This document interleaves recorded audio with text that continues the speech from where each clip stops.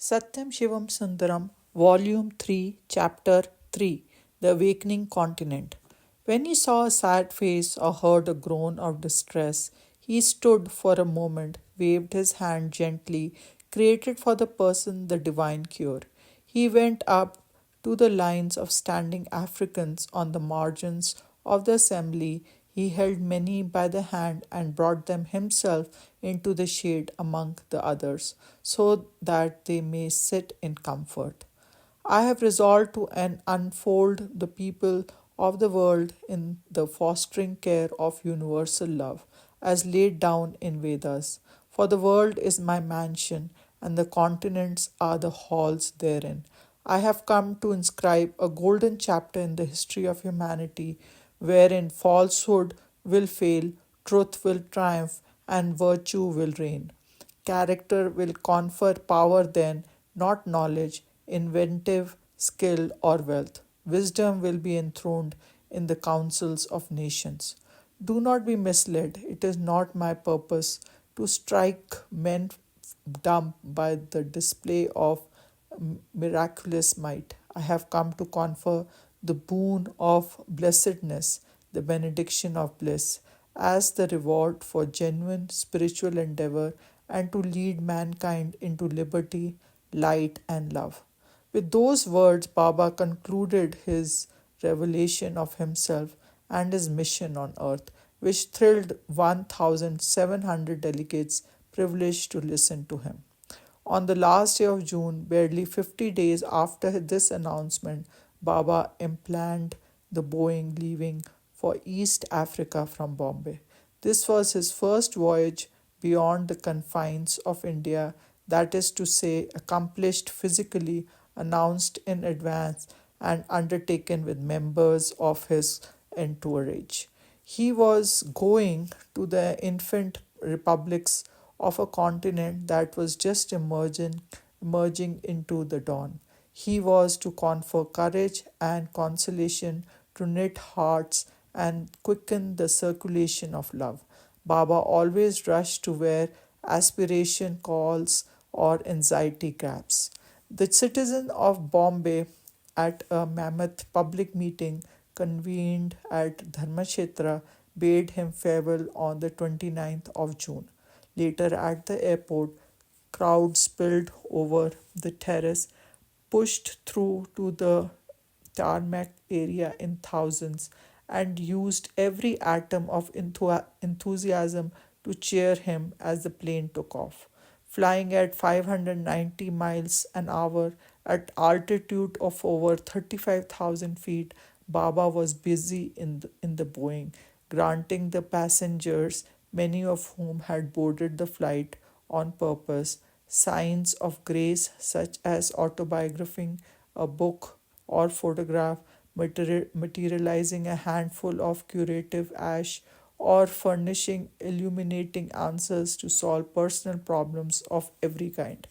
Bob Raymer of Los Angeles, a member of the party, saw Baba keep both his feet pressed on the slanting back of the empty seat just ahead of him. He did not miss the chance. He clicked twice and got two pictures of lotus feet, which millions adore. At this, Baba pulled out one of the cards from the pocket behind his seat and wrote an affectionate admonition, sending it to Bob Boeing 707. Bob responded with apology come adoration through another picture card. The sky is blue, ocean too. Our wish has come true. We are flying with you. In fact, the sky was not always blue. It was mostly murky, which what with the huge concourse of slow moving monsoon clouds on their way to India. The sea mirrored the sky. There was an occasional zigzag of silver ripple upon its surface. One felt as if the plane hung in mid-air while the sea and land were pulled away from underneath by unseen hand. Soon gleaming streaks of rocks and boulders and blotches of greenery were visible as far as eye could see, but fluffs of cloud soon hid the ground. Mount Kenya was announced. We saw only its jagged crown of blue over the sea of milk. In a moment, the sea was over us. Below us, scintillating in and reflecting the sun, was a quilt of red and brown roof, Nairobi. The clock showed 4 minutes to 12, while our watches insisted it was already 2:24 p.m.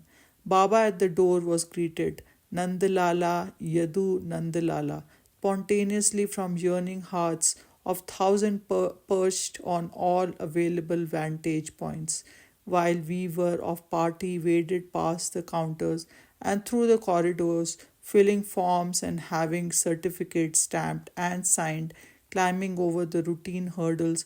Baba was whisked into a floral automobile by Dr. C.G. Patel into a gathering from which the welcoming bhajans had emanated. It was a feast for the eye and ear. The scene was where they showered flowers and waved lights, when they sang melodiously and from the depth of their hearts. Baba said, I was reminded of the days when Jayadeva and Gauranga sang the glory, he wrote. We had to proceed to Kampala, the capital city of Uganda, the state known as Pearl of Africa. The road was 407 miles long. The car sped on, encouraged by the fine, unbending road through miles of delightful scenery. The motto of the state through which we passed until night enveloped us is Marambi. Let's pull together. This spirit was evidenced all along the route in wheat fields, cattle, plantation, and groups of village folk on the sideway brimming with vitality. They were merrily dancing along with leafy boughs of their grasps, which they shook vigorously at the sky. The tedium of dreary hours of travel were made less monotonous by the beautiful avenues of trees through which we passed. Their restful green, together with coolness of air as we climbed higher and higher, was comforting. The rain came upon this land all the months of the year, had mothered a succession of gurgling streams and freshwater lakes, with a glimpse of the Rift Valley about which I had read when teaching anthropology in my college at Mysore. 2,000 feet below us is the gapped with sheer escarpments for its bank. We saw the Soda Lake, the Nakuru, and the town bearing its name. A sizable gathering of eager Africans and Indians awaited Baba there. They were rewarded with darshan. Baba moved along them and discovered few who needed vibhuti. He created it and blessed them. From Mahaba on the borders of Uganda, an impressive pilot car preceded the car of Baba as a sign and symbol of his being welcomed by the rulers of the state. The car drove on to Jinja, where the Nile emerged out of the womb of Lake Victoria and channeled through turbines flows on the north to fulfill its vow of a 3,500-mile pilgrimage to Mediterranean Sea. Kampala was reached at 1:30 a.m., hardly the hour for a hearty welcome by cheering throng.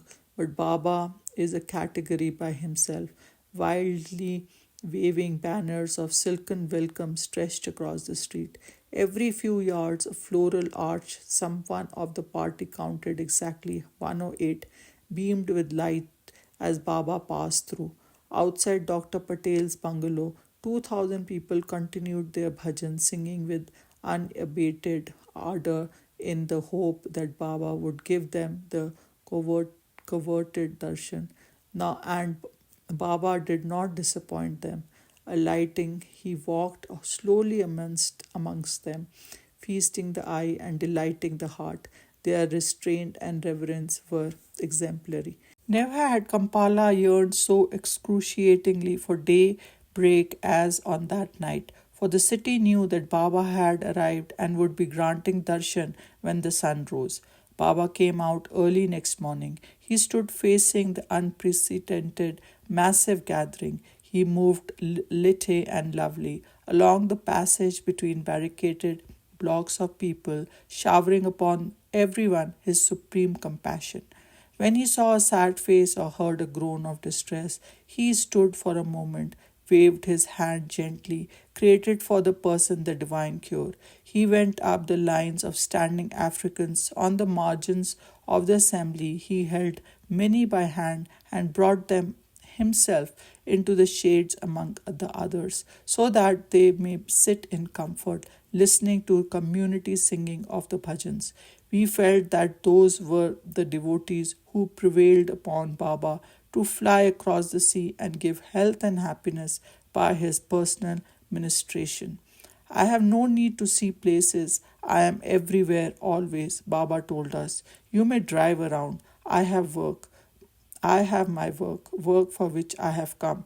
But Dr. Patel persuaded him to visit the Hindu temple, the Baha'i house of worship, and the television tower hill. While driving down, he summoned the 6 foot police constable acting as a motorcycle escort and creating for him a charming locket with the picture of Christ to be worn around the neck. He knew that man was Christian. Baba had come to fulfill, not to destroy or disturb man's faith in God. His love brooks no barrier, no boundaries, no walls separating ism from ism during bhajans. He selected sick and the disabled, deaf and dumb, blind and maimed, and taking them into the bungalow, he spoke to each one with love and tenderness. He spoke in Suhali, in English or Hindi, and gave each one token of grace, his holy ash, talismans, lockets with his own portrait, or picture of Christ, or some sacred design. Everyone who came out of the room had a smile on the face and a twinkle in the eye, a ray of sunshine in the heart, and firmness in step. A person who was stone deaf when he went in came out wonder-struck at the amazing world of sound. A polio-affected boy came prancing out. A patient who had wheeled into the room of hope walked out, his hands on the shoulder of his companion, while the volunteer pushed the empty chair out of the gate. The third day of July was a memorable one. First, the flight to Ngorongoro crater. It is the largest concentration of wildlife in Africa. Reaching the Entebbe International Airport by car, Baba, with some members of the party, boarded a twin engine aircraft at 9 a.m., while three of us, having full faith in him, brushed aside the fear aroused by overzealous friends who warned that a single engine plane was not the craft that one should choose to fly over jungle teeming with wildlife.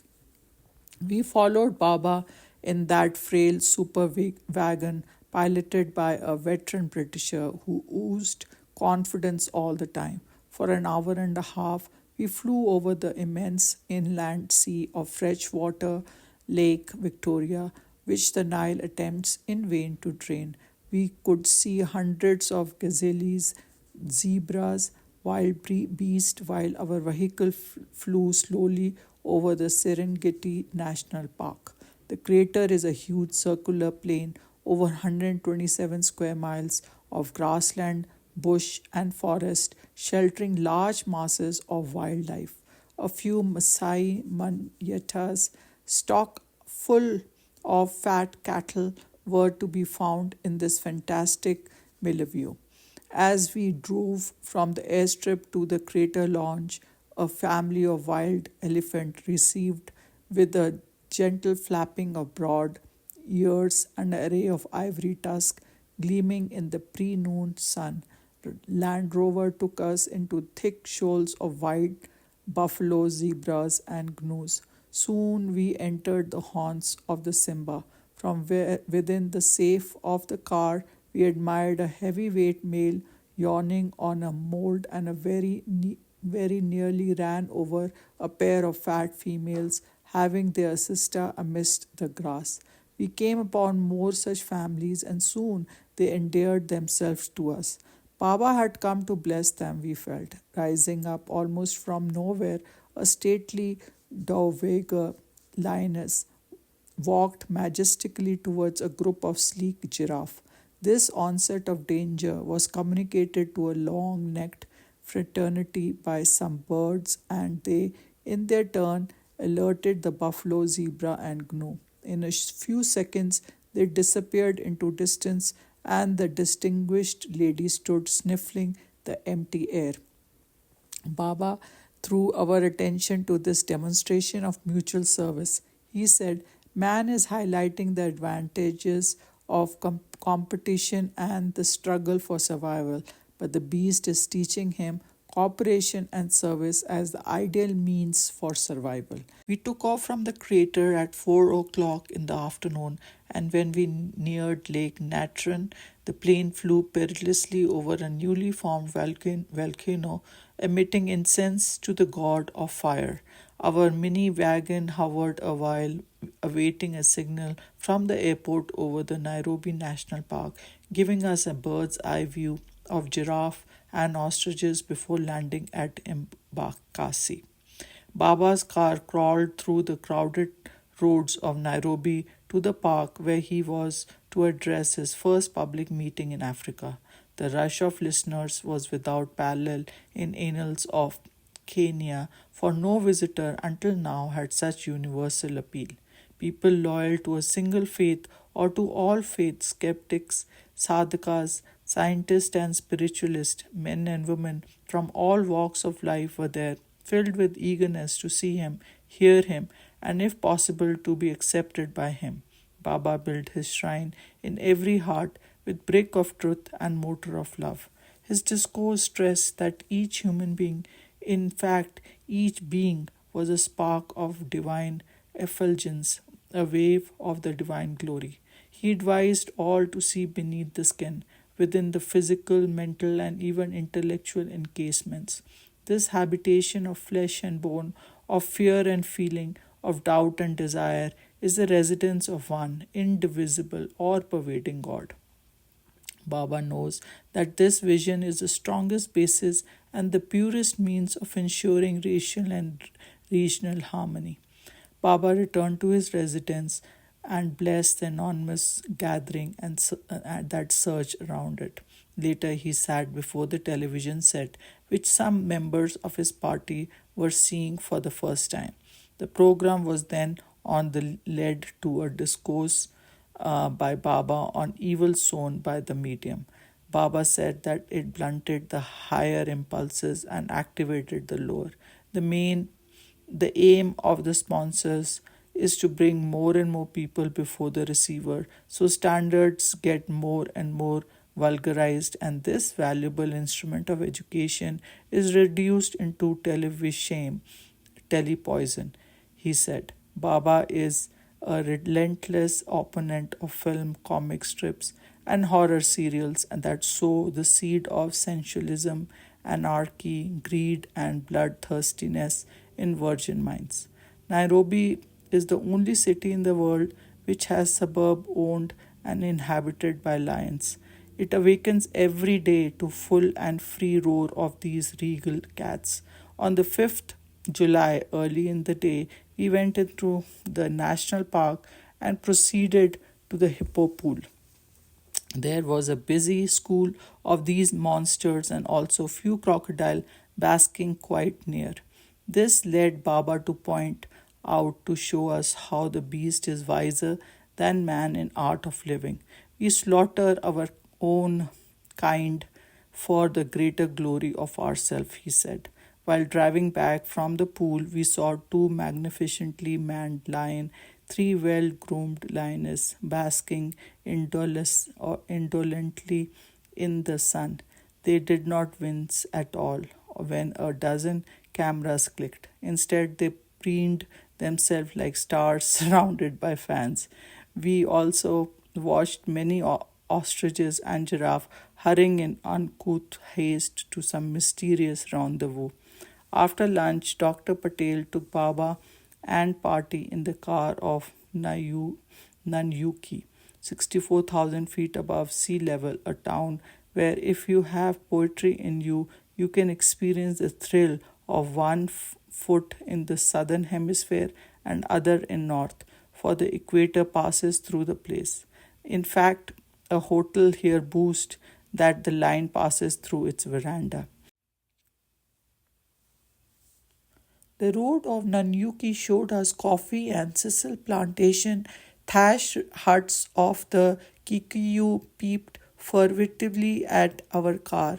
In Secret Valley, we stayed at treetops built on high stilts, from where at night, under an artificial moon, we could see leopard mauling meat, bison licking salt, and elephant and gazelles and other beasts showing themselves off and generally enjoying themselves.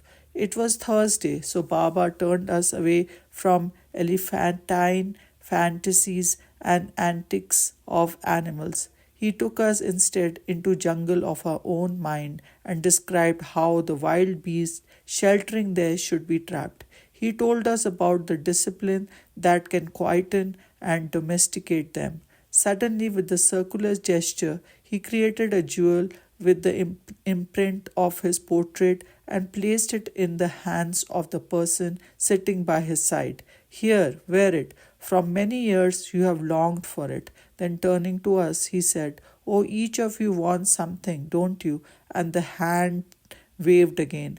There was a golden vessel in his hand now. He had unscrewed the lid. It was full to the brim with divine ambrosia, fragrant beyond imagination, thick, sweet, liquid grace. Next morning on the road back to Nairobi, Baba alighted to Nanyuki and many other towns and villages where the crowd were waiting for him. He wondered who had informed these people that I would be passing this way. They must have sensed it through his compassion. That was the only explanation we could offer.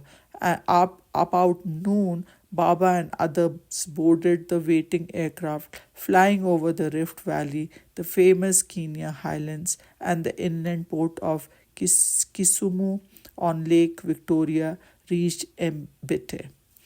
Baba's presence at Kampala was utilized by many for receiving blessings and counsel.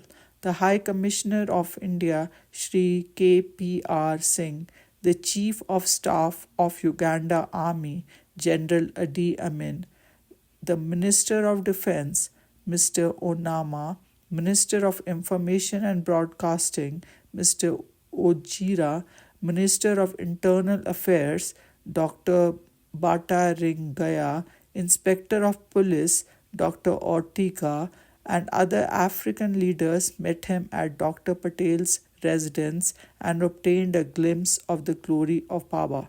During his stay, he addressed gatherings of lions and Rotarians, doctors, businessmen, and members and workers of service organizations. He replied with his natural gentleness, sweetness, and sweet sense of humor, even intimate personal questions from those who participated. Towards the close of each of the meetings, he moved among the participants, creating and distributing to those around him portraits in enamel or gold, or Christ for Christian, Guru Nanak for Sikhs, Zarathustra for Parsis, and of himself for those who yearned for them. He spoke lovingly and for long to a group of students from Makerere University and stood amongst them when they wanted a photograph with him. During the group meeting, a variety of questions were asked. "Is there a God? Why can't we see him?" Baba replied. "Why should you seek or see him? You are God. There is nothing that is not he. Experience him that way." "How can we be happy always?" Baba said. "Derive joy from within. You are Atma, the eternal spring of Anand. Love all. No one will then hate you or envy you." He said to the doctors, "Jealousy is the professional disease of doctors and lawyers. Be glad when another doctor earns a good reputation or remuneration. Honor that affirmations you made at convocation where you took your degree. On 7th, Baba addressed the first public meeting at Kampala. He told the multiracial, multi-cradle gathering, just as the same bloodstream circulates in all limbs of one body, the one divine principle activates the entire universe. Do not get too involved in the turmoil of living. Ignore the kingship in God that you have with all beings around you. Do not emphasize individual variations, but fix your attention on the universal kingship. Ignore the beads. Contemplate upon the unifying, eternal, ever-present thread. This was heartening message and it was received with enthusiastic approval by Muslim, Christian, Baha'is, Hindus, and Parsis alike. On 8th July, Baba addressed another vast gathering at Kampala. He said, "Here in Kampala, I shall pinpoint the basic requisites for a good and contented, happy life." He elaborated the discipline essential for it, like dhyana and prema, meditation and love. Love is power, love is bliss, love is light, love is God, Baba said. These discourses bound Baba close to the hearts of the Africans. People recognized in him a friend, a guide, a leader, a light. But words had spread that Baba was leaving on the 10th for India, since that was the day of Guru Purnima. So that evening, when Baba moved among the thousands seated in the pandal, rows of Africans knelt, handing notes and letters to him, some with tearful pleas. Looking through a window of Dr. Patel's bungalow at the faces filled with adoration, I could not suppress my tears. I was overcome by a delightful sense of gratitude for the opportunity Baba gave me to witness this spontaneous surge of devotion in a new continent.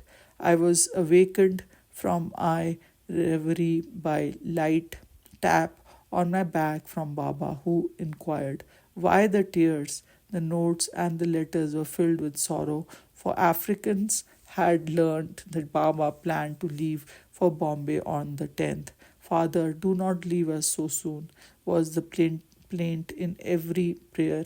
India was informed by cable that return was postponed. The full moon day when spiritual aspirants dedicate themselves anew at the feet of Master was on the 10th. Baba had told Bombay that he would reach that city by plane at 9:45 p.m., leaving Kampala at 11 a.m., so that both Africa and Asia would have thrill of his darshan on the same day. But yielding to the yearning of the Africans, he decided to spend the whole day at Kampala, granting devotees in other continent other evidences of his omnipresence. More than 25,000 persons gathered that morning for the bhajan. The Africans joined the chorus led by a Tanzanian, Mr. Zudu. For over 2 hours, Baba walked slowly among the line of lonely, love-seeking, eager hearts, giving each person a handful of sweets and packet of vibhuti. To the amazement of the recipients, most of them discovered inside the packet, lying ensconced in the mist of holy ash, enamel of metal portrait of Christ, the cross, Krishna, or Sai Baba himself. The Uganda Argus published an article announcing that Baba had brought the message of unity and service to the peoples of that continent. Baba's discourse, as well as activities, were also televised and broadcast so that entire population could share the inspiration of the gospel. On the evening of 10th day of July, Baba talked to about 200 young men and women who served as volunteers at the bhajan gatherings and public meetings. The constables on duty as well as chauffeur of the pilot car was also rewarded by his grace. Baba appreciated the spirit of service and intelligence of the youth of Kampala. He He spoke about them later at Bombay on his return. They had no previous experience in controlling and guiding such vast congregation. They had no training. They were their own guide, but they behaved with exemplar patience and alertness. They worked tirelessly round the clock with smart teamwork, he said. On the 11th, besides the bhajan session for which as day passed, more and more people from far and near flowed into the capital, Baba met groups of sadhakas and active workers in service organizations from far flung states of Kenya, Tanzania, and Uganda. Later, Baba visited Dr. Patel's clinic and also the residence of many ardent devotees. Wherever he went, throngs of people eager to win more than one glimpse of the radiance rushed in and stood at the gates or on the pavement for hours.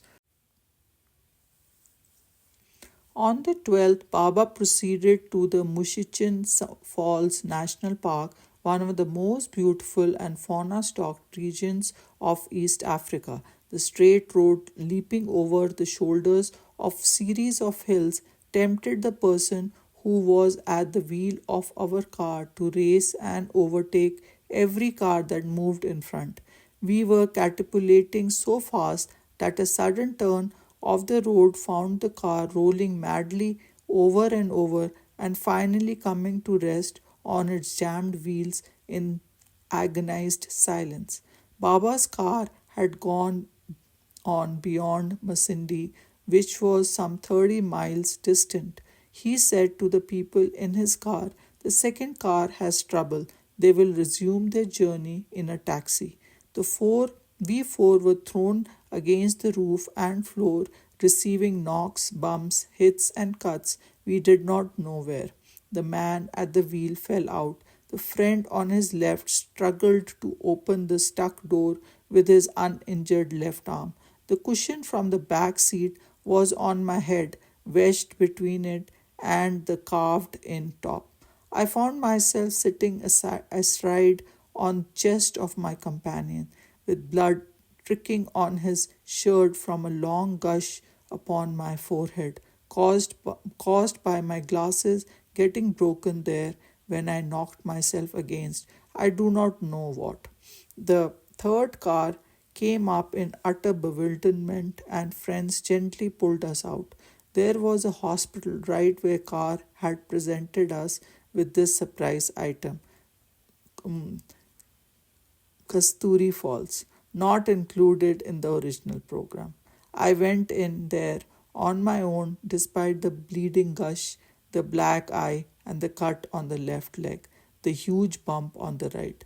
I was the man who was worst hit, thank Baba.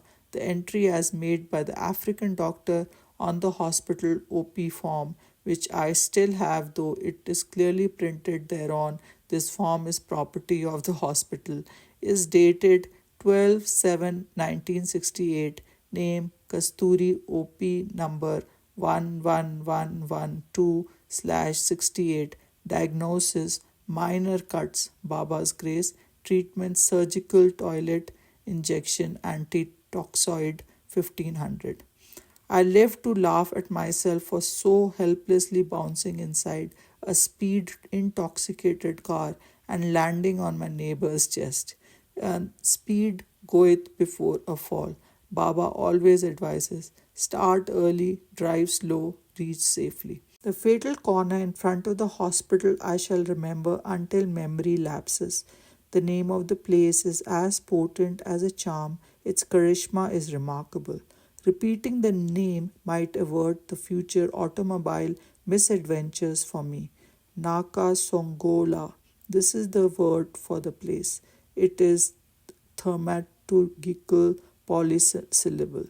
I wish some day to plant a stone on that spot inscribed, "Here 4 men called out Sairam, they were saved." We packed ourselves thick in the third car and reached Masindi. From there we hired a taxi and moved on towards Baba. When we neared the park, we saw the welcome poster. Elephants have the right of way. It means that we could see some herds during the day. We found a pair of gigantic bison eyeing us rather wickedly, munching roadside grass. Our car was ferried across the wide green Nile, passing between two live tembos, Suhali for elephant, with sharp white tusks about 5 feet long. We rushed into Pra Safari Launch. Baba came forward to pat us and pet us while listening to our description of the accident of which he already knew. Oh, it was worth all the panic and pandemonium inside the car. No mortal mother could have been more compassionate towards her injured child. The curative vibhuti was ready. He applied it himself on the cuts. He used his own handkerchief as a bandage for my eyes. He created ointments and tablets out of nowhere. He pressed or rubbed the spots of pain gently. Drew us near with affectionate consolation. He gave us the strength to dismiss the picture from our minds. I thanked Naka, Nakasongola and the person who drove our car for this unique gift of divine tenderness. Within minutes, we went for a motorboat ride up the Nile for over 15 miles towards the Murchison Falls and back. The boat passed through a school of hippos lying close together, showing just their eyes, ear tips, and occasionally their noses above the water. Some of them were on land with red barrel like hippolyts behind them, peeping through the thick papyrus reeds. They were crocodiles too, with open jaws, but the vicious tail and ferocious jaws did not frighten the juicy hippos in the least. We saw crocodiles in water and hundreds of the on the shore, perhaps even thousands, for the shore seemed alive with crocodiles from one end to other. Winston Churchill, who had plodded through these jungle and boated along this stretch of Nile in his youth, fired a shot from his gun at one of the sleeping Saurinians. At the sound of the shot, wrote Churchill, the whole of the bank of the river, which before was long, brown line of mud, rushed madly into the Nile. At least 1,000 of these crocodiles had been awakened and astonished by that single shot. Baba noticed many plovers hopping about the crocodile area, a few daring even to perch inside the horrible teeth trap. He said, "Look at the mutual service that birds and beasts are rendering to each other. Yes, the plovers are the only species of the birds that are tolerated and even welcomed by crocodiles. They eat the parasites off their scales and pick the decaying bits of food from between those deadly teeth." Returning to the Pra Safari and recrossing the Nile, our car took us through the elephant land to the Nile above the falls. Herds of 30 or 40 elephants looked from a distance like flocks of sheep gazing on the downs. But when we neared them, the sight filled us with awe and amazement. A bull stood a few yards away from the car wherein Baba was, and to give him a good darshan, Baba stood on the footboard. It appeared as if it was highly grateful, for he stood there gazing a few minutes, filling his little eyes with loveliness, and then turned back quickly, joined the herd. We could hear the loud, incessant hum of falls at many a turn of the road as we neared. It became a thunderous roar, and suddenly there were falls. Small group of Africans were dancing on the river bank in wild ecstasy. The Africans are seldom still. They trip it as they go to the tune of some lilt. The Mushikson Falls are furious and fascinating.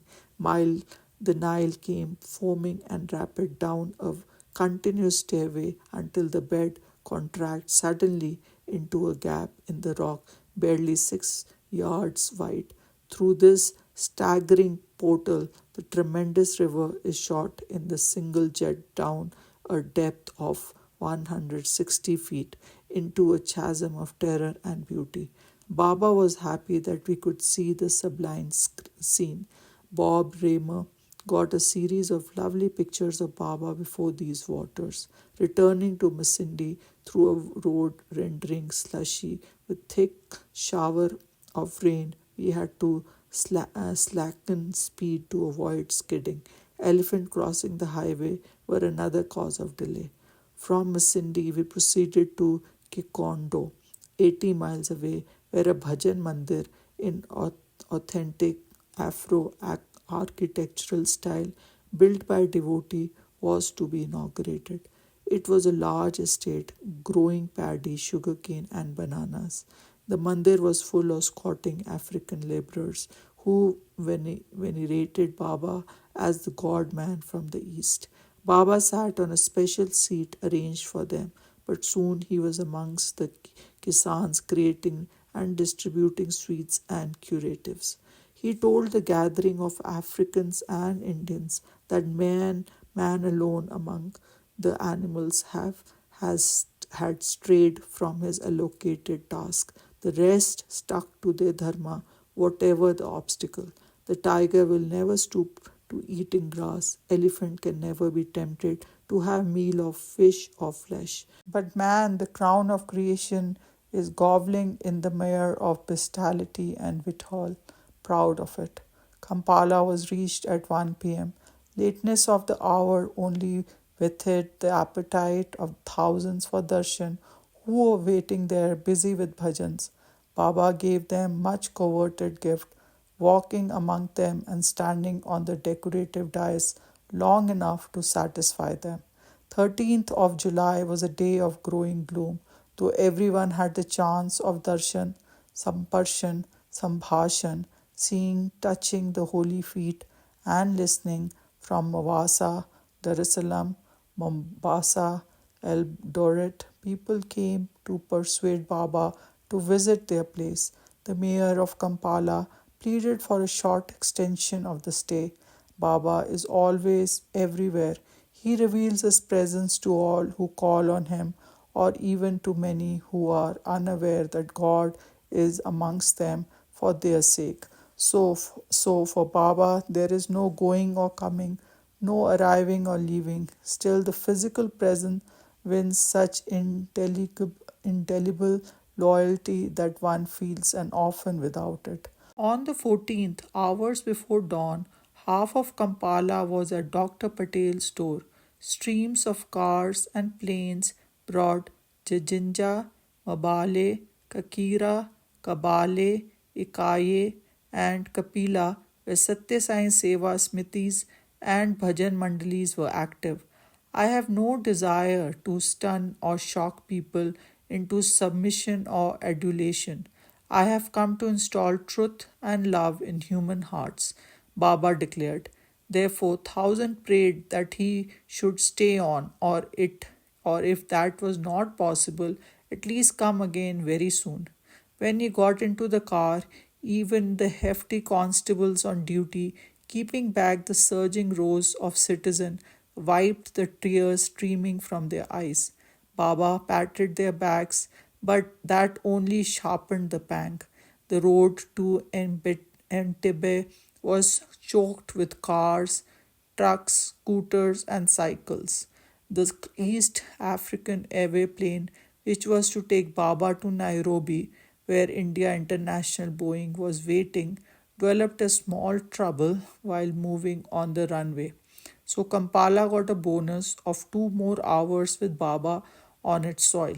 The motto of the state of Uganda is "For God and my country," and Baba blessed the people who bore it.